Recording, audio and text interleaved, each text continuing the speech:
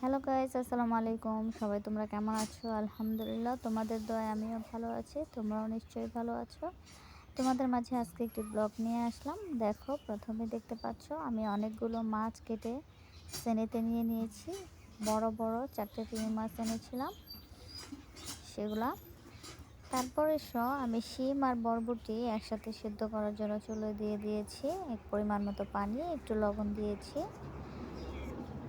দেখো, পেঁয়াজ, রসুন আর কাঁচামরিচ টেলে নিয়েছি। শিমটাও টেলে নিয়েছিলাম। এরপর শিলপাটায় বেটে নিচ্ছি। বন্ধুরা, তোমরা শিলপাটায় ভর্তা খেতে কে কে পছন্দ করো কমেন্ট করে জানিও।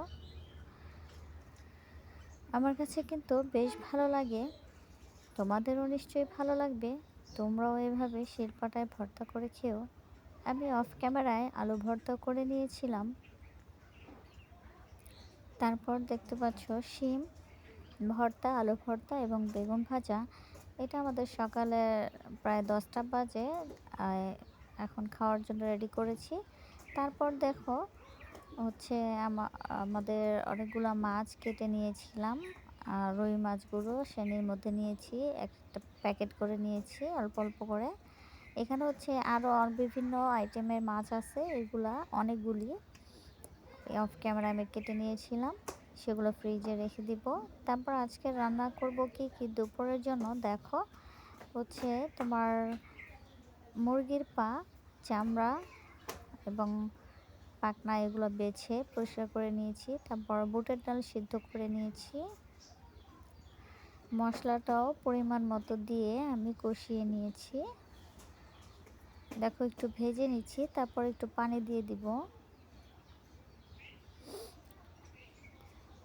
আমি এই মশলাটা আগেই দিয়ে দিয়েছিলাম বন্ধুরা, অফ ক্যামেরায়, দুঃখিত দেখাতে পারলাম না। তারপরে দেখো, আমার মশলাটা কষানো হয়ে গিয়েছে।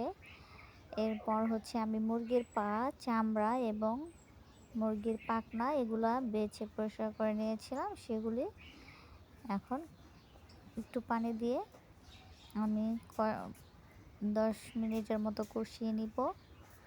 কাঁচামরিচ দিয়ে দিয়েছি, স্বাদ মতো লবণও দিয়ে দিয়েছি।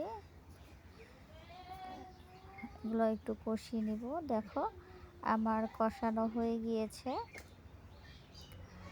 মাশাআল্লাহ, কালারটা বেশ দারুণ এসেছে। এরপর আমি যে বুটের ডালগুলো সিদ্ধ করে রেখেছিলাম সেগুলো আমি একদম ঢেলে দিলাম, বাকিটাও দিয়ে দিচ্ছি। তারপর আমি মুরগির পা এবং মুরগির পাখনা, চামড়া একসাথে যে কষিয়ে নিয়েছিলাম সেগুলোর মধ্যে বুটের ডালটা ভালো করে মশলার সাথে, মাংসর সাথে মিশিয়ে নিচ্ছি।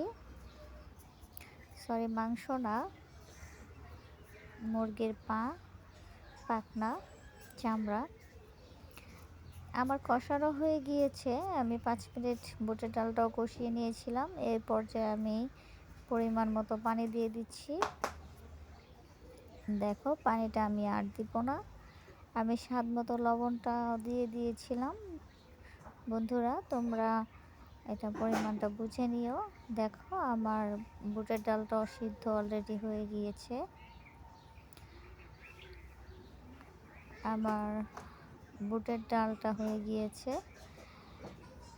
মাশাআল্লাহ, স্মেলটা দারুণ আসছে, খেতেও নিশ্চয়ই দারুণ লাগবে, মজা লাগবে ভীষণ।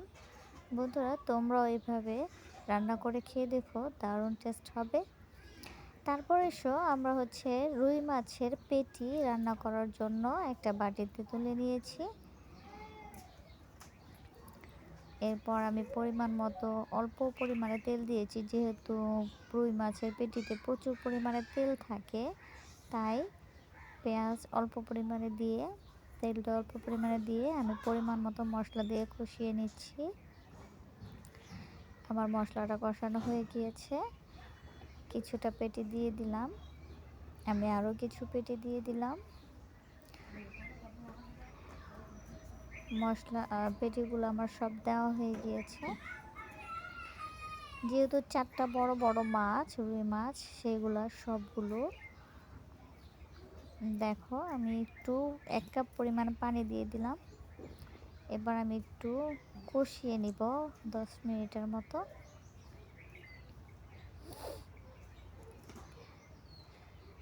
আমি কষিয়ে নিয়েছিলাম। অফ ক্যামেরায় আরও একটু পানি দিয়ে আমি এবার পুনরায় ভালো করে জাল করে নিচ্ছি। দেখো আমার পেটিটা এরকম হয়েছে। দেখতে ভালো লাগছে, খেতে নিশ্চয়ই দারুণ লাগবে। আমার পেটিটা হয়ে গিয়েছে দেখো। বন্ধুরা, তোমরা রুই মাছের পেটি কে কে রান্না করে খেতে পছন্দ করো আমাকে কমেন্ট করে জানিও।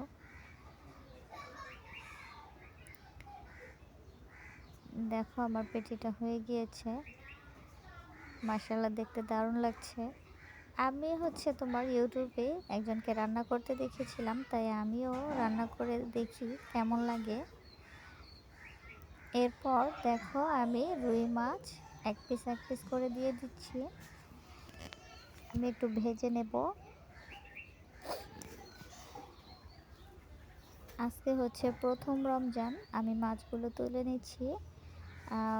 প্রথম রমজান বলতে আজকে তারাবি। আজকে প্রথম তারাবি পড়ে মানুষ ভাত খেয়ে কালকে থেকে রোজা থাকবে, তাই আমাদের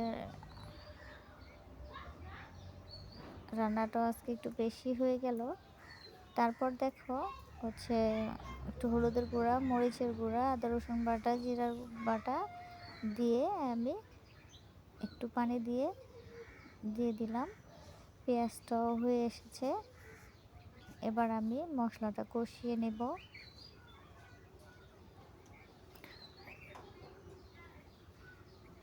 পানি দিয়ে দিলাম। এবার আমি মশলাটা ভালো করে কষিয়ে নিচ্ছি। বন্ধুরা, আমার মশলাটা কষানো হয়ে গিয়েছে। যেহেতু মাছটা আমি ভুনা করব, সাথে টমেটো দিব, তাই আমি পানিটা আর দিব না, একবারই পানিটা দিয়ে দিলাম। পানিটা বলক চলে আসছে, এই পর্যায়ে আমি মাছগুলো দিয়ে দিয়েছিলাম। অফ ক্যামেরায় তোমাদের দেখাতে পারলাম না, দুঃখিত। তারপর দেখো আমি টমেটো দিয়ে দিচ্ছি। 3টা টমেটো বড় বড় কেটে নিয়েছিলাম, সেগুলো দিয়ে দিচ্ছি। টমেটোগুলো আমার দেওয়া হয়ে গিয়েছে। দেখো আমার মাছটা প্রায় হয়ে এসেছে। দেখতে মাশাআল্লাহ দারুণ লাগছে। বন্ধুরা, তোমরা কে কে রোজা রাখবে আমাকে কমেন্ট করে জানিও। আর আমার রুই মাছের পেটি এবং রুই মাছ রান্না করা আর বুটের ডাল দিয়ে পা এবং পাখনা রান্না করা কেমন হলো চামড়া সহকারে আমাকে কমেন্ট করে জানিও। দেখো আমার রুই মাছের ঝোলটা হয়ে গিয়েছে। অল্প অল্প ঝোল রেখেছি। দেখো দারুণ দেখাচ্ছে। এরকম আমার রুই মাছের ঝোলটা। বন্ধুরা, আমাকে কমেন্ট করে জানিও আজকের রেসিপি কেমন হলো।